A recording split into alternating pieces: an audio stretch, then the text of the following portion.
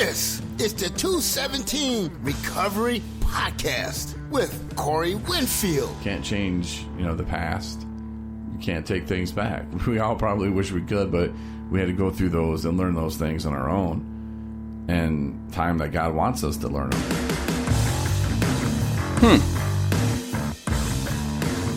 It is February 2nd, 2021. And my name is Corey Winfield. Marney Winfield. And this is the 217 Recovery Podcast. Now, the other day, Marney, you said that I was going to play your favorite open tonight.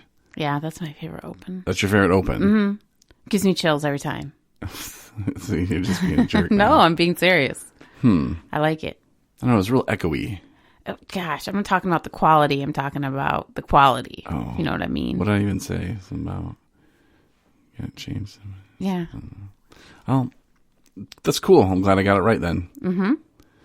So I have to commend you for being a rock star tonight and following through on a commitment to do the podcast. You're welcome. Because I see you in that moment of, I had a really long day. I just took a shower. I'm laying in bed. I don't want to go do a podcast about recovery. Right. I want to do a movie and lay here with my husband. Right. And then... That's exactly what I was thinking. And then Nico's like... And she comes in and it's like, hey guys, got to do a podcast. So she comes in the office and she's waiting. Mm-hmm. It's like, no, we got to go do this. And yeah, I commend you for that. Because there are times where we don't want to do things. Mm-hmm. But we have to do them. Yep. And you have to push through that. And that right there is recovery in a nutshell, in my opinion. Doing those things that you don't want to do. Mm-hmm. It's breaking that cycle of, well, I can drink because I want to drink. I have to. Mm-hmm. And that becomes the number one thing. And your brain starts thinking that you have to do all that stuff that you want to do. That your brain's telling you that, come on, do it, and you can do it. Oh, I should clean up the kitchen, but I don't feel like it. I'm not going to. I should take out the cat litter, but I don't want to. That's those times where you gotta go, well, you're going to because it's Tuesday, and that's what you do on Tuesdays, or just because you don't want it to smell bad. You're going to do it. And then you start doing those things, the more and more you start breaking the brain cycle of, oh, but I don't want to. The more and more I think you become closer to your goal. I agree. I mean, so many times I would start doing that. I need to do this, but I don't feel like it, or I still have to do this, and then I put it off, and that just is agony. So I started just being like, just do it, do it and get it done. And then I felt like 100% better. Mm-hmm. Check that box. And you get rewarded too. Your brain's like, you finished something, you did it. I'm like, I really should do laundry, but I don't really feel like getting it all together. I'm like, just go get the laundry and put it in. Do it. Done. Laundry. I know. So easy. I was actually getting ready to do a load of laundry, and I got called away. You did, yes. Take a guide, get him to where he needed to go. I'm really glad I did, too. He was a good dude. It was a good ride. We talked about some pretty cool things, and his story was so similar to mine. He was in the radio business for 20 years. No, just kidding. He perked up like, really? Oh, my God. No. You had me for a second. No, yeah, I did. But his story of, he would do good for a month or two, had been in treatment a few times, but then he couldn't get over it, like things that he would get a job, things start going good, and then boom, he'd drink and lose his job, and it was just that cycle, and I think a lot more people go through that, and that's why it sounds so familiar, because that's what happens. And when people are like, well, that's not going to happen to me, it will. That's the problem. I thought it would never happen to me, but it does. It catches up to you. And he's same age as I am, but I just told him, man, it's so much better. And I again wish everybody could have this feeling. I only have 2 years in recovery, and there are people with 25 and 30 years and 40 years, and I don't think maybe I'll live long enough, but you don't know. And I think it's just going to keep getting better. I don't see how it'd be any worse. You know, the only way it would be worse, my life right now, is if I chose to drink. And right now it would be a choice. Mm-hmm. You know, there's no addiction. There's no shaking I have to beat. There's nothing. Mm-hmm. My mind, you know, if something bad happens, drinking's not going to make it better. Right. You know, there's some things that are going to happen in the future that are going to be the toughest things that I've ever had to go through. And I'm going to have to go through them. And I know that. And I prepare myself for that. You know, just like when I have a child. You know, I'm going to try my best not to break down and cry like a baby. But I'm going to. And I'm just going to prepare myself for that. I couldn't make it through the wedding without crying. I know. I couldn't even imagine having a child. That's crazy. It's amazing, you know, that I have that opportunity today. Mm-hmm. So I'm happy for that. And to get this guy where he needed to go, and he seemed like a really good guy, a really good dude. So, you know, hopefully it works out for him. And, you know, the place he was at, he was very frustrated. He was at a hospital, and he just kept saying, it feels like nobody cares, man. Why should I care if nobody cares? And he's like, the people here don't care. They just want me gone. And I didn't tell him the tricks that I used. I feel like that was appropriate. But they're just trying to do their job, you know. And the one doctor, I guess he said to him, well, because he had told him he was going back to treatment. He was supposed to go tomorrow, but he was having some problems with his withdrawing and needs some help. So, but the doctor told him, because he told me he was going back to treatment. He's like, well, you've been to treatment before, right? He was like, yeah. And he's like, so what are you going to learn this time that you didn't learn last time? I'm like, I just want to punch those people. Yeah. You know, obviously something, you know, and when you go in there at first, you're just like, taken back by the whole, okay, yeah, let me work on these coping skills. And I don't, you know, if you listen to the podcast, I'm not a big fan of coping skills, but whatever. We'll get into that. Thursday, we'll do a whole podcast about coping skills again. Okay. But, you know, you learn all that kind of stuff, and it's like, okay, yeah, so you get out and you try to take up painting or knitting or whatever it is that you want to cope with, but it doesn't solve the problem, and you're not realizing that it's you and how you think and how you process situations and information is what needs to change. And having that you know, finding that purpose for you, whether it be through work, whether it be through donating your time, helping people, whatever it is, you need to figure it out, and that's what it is. And then you can go chase it. I wrote a whole blog on that. Did you? Mm-hmm. Mm. Do you not read my blogs? I do read your blogs. Maybe you should go back and reread it. Okay. P.S. I'm grateful blog at 217recovery.com. Mm-hmm. But those are things that, you know, he can probably work on. And, you know, for that doctor just to say that, clearly somebody who doesn't get it. I don't know why those people do that. I think they don't know any better. I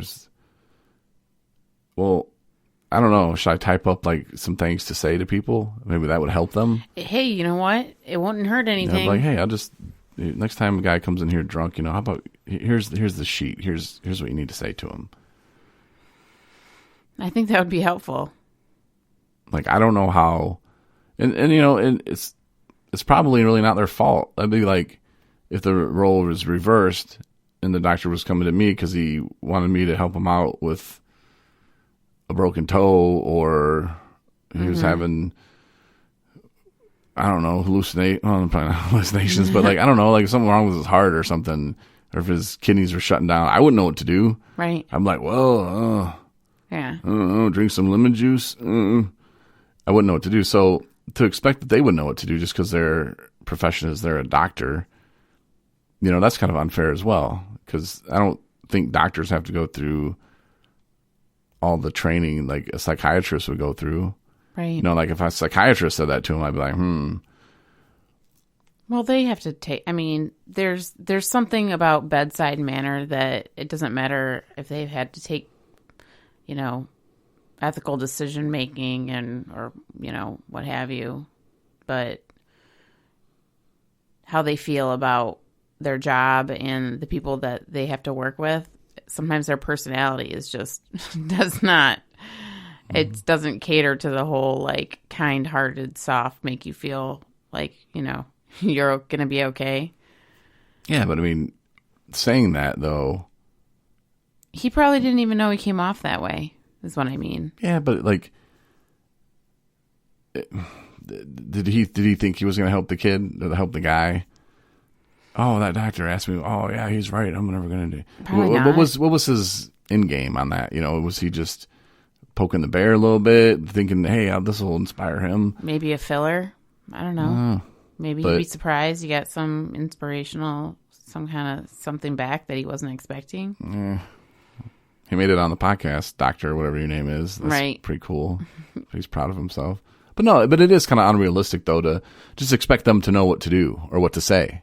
Mm-hmm. They can give you the medicine. They know how to calm you down, whatever. That's fine. But, like, I don't think they're trained in that part of it. And I know I've seen some things online where there was, like, grant money for that, for people to go talk at hospitals to doctors and to the nursing staff to just kind of explain to them, hey, look, this is what, these people are going through. But I don't know. Yeah. So obviously I'm not the only one who's like, hey, wait a minute, we should probably, talk to these people. Well, doctors are book smart, and they don't necessarily have, like I said, the best bedside manner. And maybe they're not even people persons. Does that make sense? Is that right? Anyway. But you know what I mean? Maybe they're not very good with people. Right. In general. But they're amazing doctors or surgeons. But, you can't expect that from everybody. No. And just be prepared and just think to yourself that, you're hoping that it's not coming from a, like you said, condescending place. Yeah. And they're people too, and they have jobs and they're trying to do them. And the whole COVID thing has people kind of ramped up and amped up, and it's, oh, here comes a drunk guy in again, or here comes a guy who's hallucinating. This guy, is just OD'd and got saved with a shot of Narcan, and it's the third time he's been in here in the past, 2 months. Is this guy going to learn, whatever. Yeah, but if you step back and look at it from the quote-unquote normal people point of view, we describe our own disease that as insanity. It makes zero sense. Right. Why would we go back to doing the same thing over and over and over again?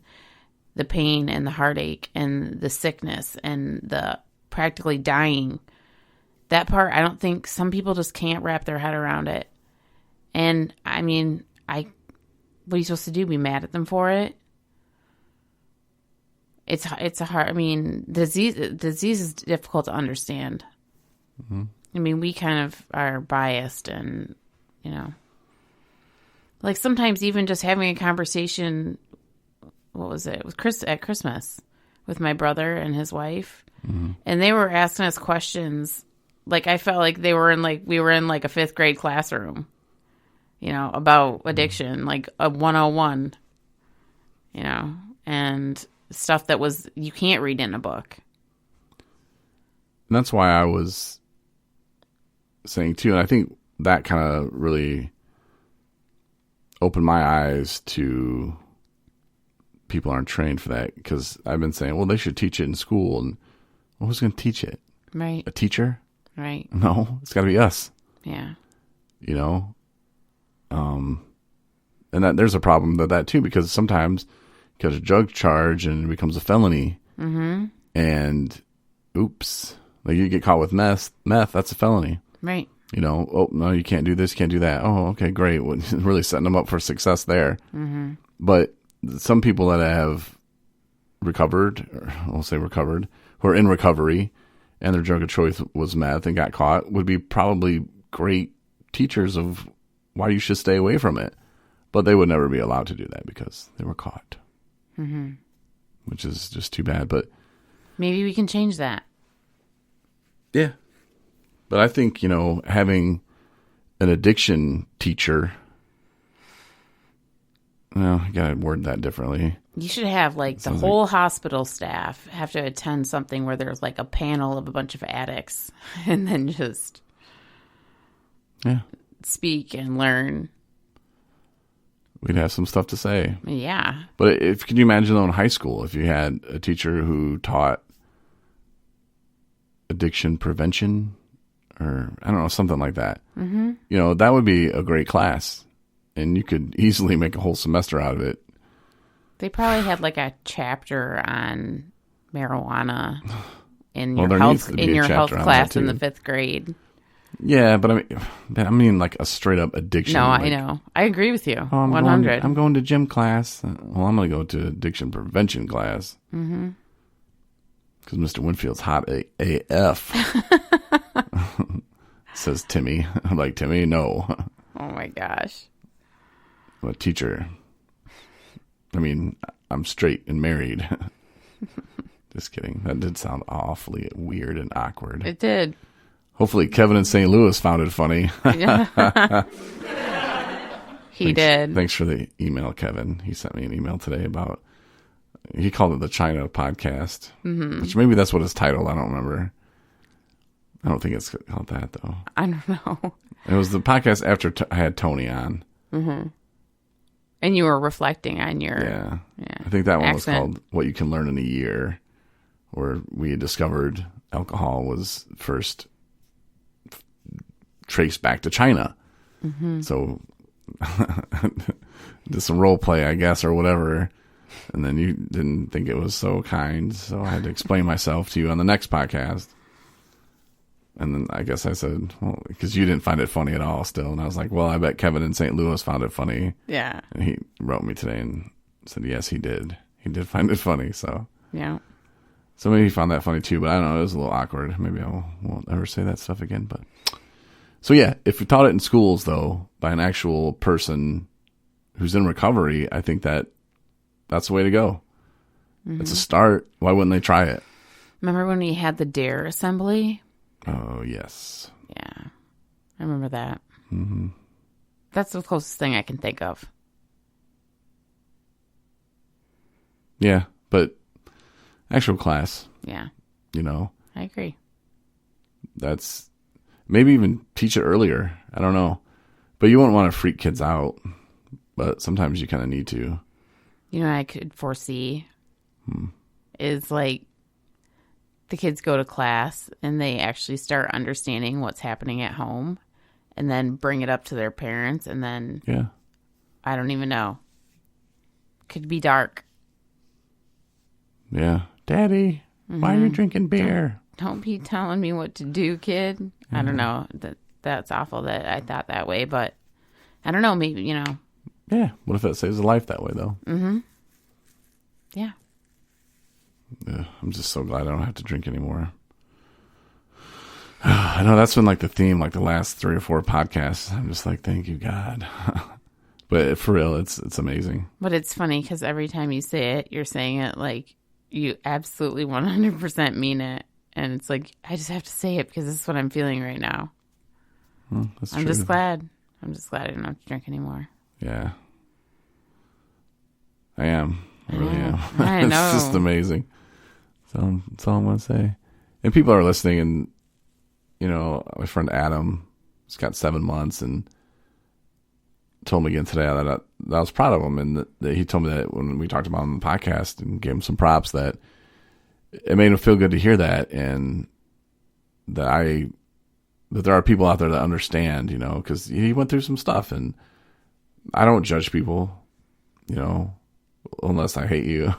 Just kidding. Just kidding. That I don't really spend much time at all thinking about you. But no, but he went through it, and yeah, people, they relapse. I used to all the time. And until you get to that point yourself, then those moments won't trip you up as much. You start putting it together. You learn each time. And Adam did. And I told him that I was happy, and it made me feel good when he texted me and said, I got my 7 months. I'm 7 months sober today. That made me feel good. Mm-hmm. Not that I did anything. I didn't do anything for Adam. He did it himself, but it made me feel good for the sense that I know that Adam has struggled, and I know that he's pulled himself up each time, and he hasn't given up on himself. Mm-hmm. So that made me feel really good when he texted me that. I didn't do anything for that, and I wasn't meaning that. If it came off that way, like, oh, I helped Adam along. I didn't help Adam. Mm-hmm. I was his mentor, sure. Mm-hmm. But I mean, but other than that, though, like, I'm proud of him, though. It made me feel really good that he got 7 months, and a year is just around the corner. Yeah, I think that's common in the recovery community is people, when somebody's celebrating, it's almost like everyone's celebrating. Yeah. There's a piece of you that's there with them, like, that's right. Let's keep on trucking. Yeah. Yeah.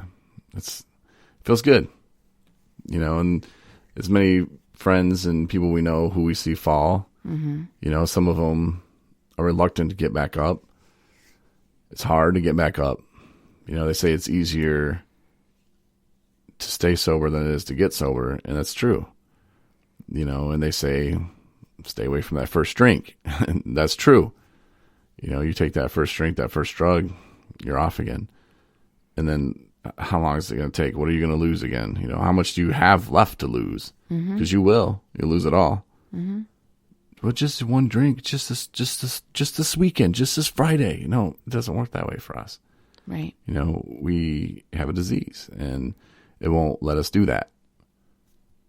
So the more you come to terms and accept that, the more you'll be on your way. But some people, man, they just want to BS around, and they think, oh, well, I'll just wait for it. And I still have shoes on my feet, so it's not as bad yet. And then, trust me, those shoes will be gone. Mm-hmm.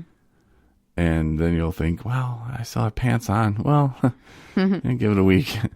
Well, I still have some underwear. Well, I mean, how much is it going to take?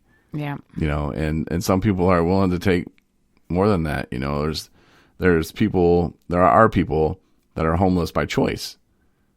And some would say, oh, by choice. Well, I don't think so. No, some really do choose, and they could get out of that. And there's others that addiction has taken so much from them that they think that's their choice. It's really weird. I've met people that way. Mm-hmm. And the guy was like, I can't wait to get back to my tent. I was like, wait, what? Dude, it's like 2 degrees outside. It's February in Michigan. You're talking about you can't wait to get back to your tent? Mm-hmm. You can go to a sober living house. Yeah, but I can't drink there. Wait, what? Like, what are you doing here? Well, it's cold out. I just want to get out of the cold and get some food and fill my belly and get right back to my tent. Wait, huh? Mm-hmm. Like, a normal person does not think that way. You watch that movie, and I know we brought it up on here before, where they were living under the subway in New York. Yeah. And they were, what do they say, happy as a shit in mud or something. Mm-hmm. Well, maybe they weren't that happy, but no, they were content because you learn to live that way. And then you realize it's not so bad.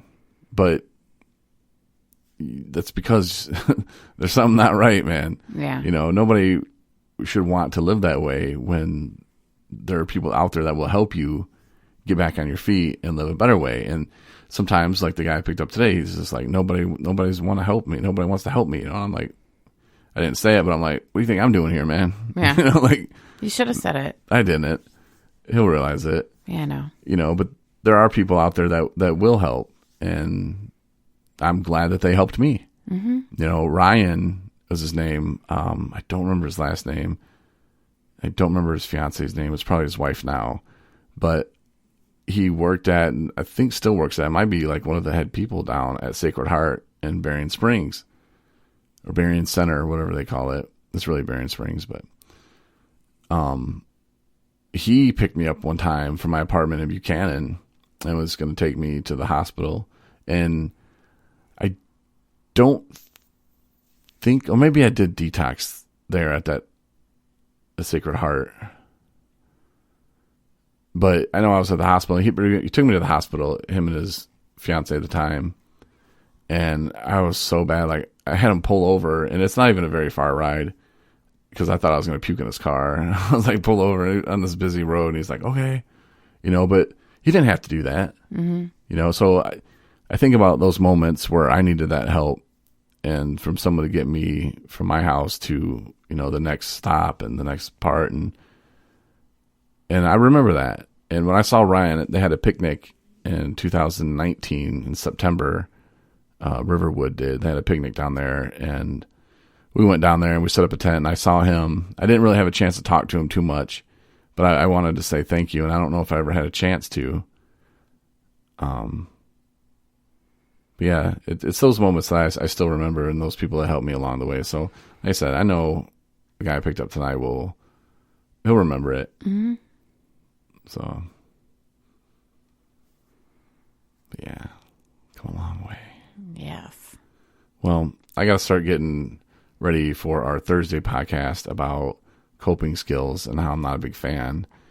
And you can talk about how you are a big fan. I never said that. Well, I don't know, but we need to have some yin and some yang here. All right. I can handle that. All right. So I'm going to get busy on that and then finish up my law stuff, homework. Okay. Okay. So Thursday, it's on. It's on. My battle with coping skills. Okay. All right. Thanks for listening to 217recovery.com. Anna posted a new blog today. Look back for Marney's about that stuff we were talking about. I know it's Tuesday and I didn't post a blog yesterday. Sorry. It's okay. If you want me to post a blog, send me an email. Hit me up on Facebook and say, Corey, you're going to post a blog. And I'll post a blog. There. Now it's on somebody else. See how I just made that someone else's fault? I see that. It's your fault for not telling me to do one. So, all right. Thanks again, though. 217recovery.com. Get the app. I checked it today. At least the Apple app. If you want to hear the worst podcast ever recorded in human history, go to our app, which you can get from the App Store, the Apple Store, the Google Play Store, whatever. It's free. But go down to audio. I know for a fact it's an Apple phone. He said it looked good on Google, but I don't know. I don't have an Android phone. But if you go down to audio at the very bottom, once you get the app, click on that, and it'll pull up like something from an old guy that was on the show. Yeah, it'll give you hope. Okay. But once Apple publishes the new app or the update or whatever, then it'll be gone. So I don't know how much time you have to listen. I mean, I don't know why you want to listen to it. But yeah, you won't miss anything. It's the best, worst podcast ever. But no, look for our audio from the once it loads. I'm going to take the other stuff off because there's like 5 different. It's confusing. I confuse people. Yeah. I do. Thank you. Have a good night. 217recovery.com. See you. Night.